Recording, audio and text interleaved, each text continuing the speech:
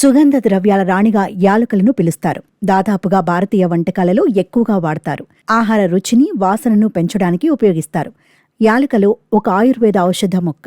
దీని సాగుతో కొంతమంది రైతులు లక్షలు సంపాదిస్తున్నారు. మహారాష్ట్రలోని కొంకన్లో వివిధ రకాల సుగంధ ద్రవ్యాలు పండిస్తారు.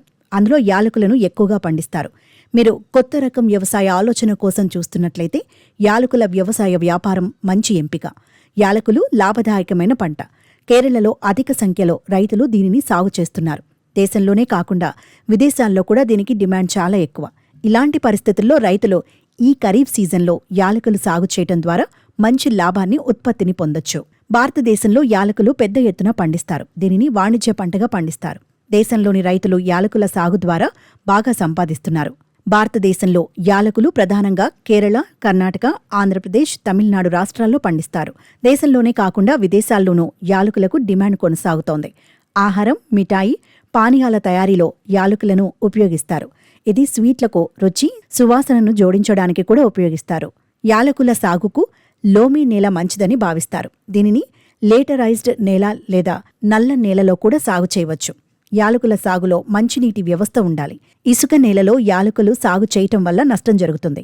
యాలకుల సాగుకు 10 నుండి 35 డిగ్రీల ఉష్ణోగ్రత మంచిదని భావిస్తారు. ఒక యాలకుల మొక్క 1 నుండి 2 అడుగుల పొడవు ఉంటుంది. ఈ మొక్క కాండం 1 నుండి 2 మీటర్ల పొడవు ఉంటుంది. యాలకుల మొక్క ఆకుల పొడవు 30 నుండి 60 సెంటీమీటర్లు. దీని వెడల్పు 5 నుండి 9 సెంటీమీటర్లు.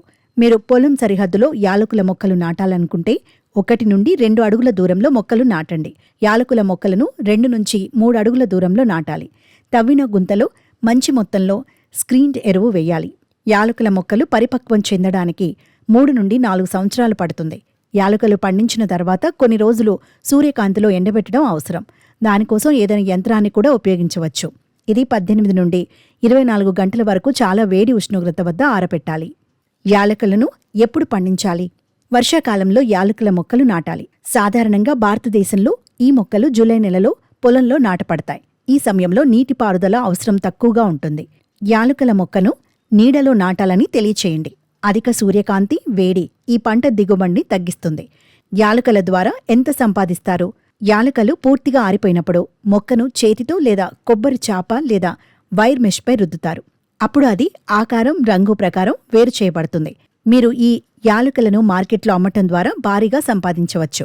ఎకరానికి 135 నుంచి 150 కిలోల యాలకులు దిగుబడి పొందొచ్చు.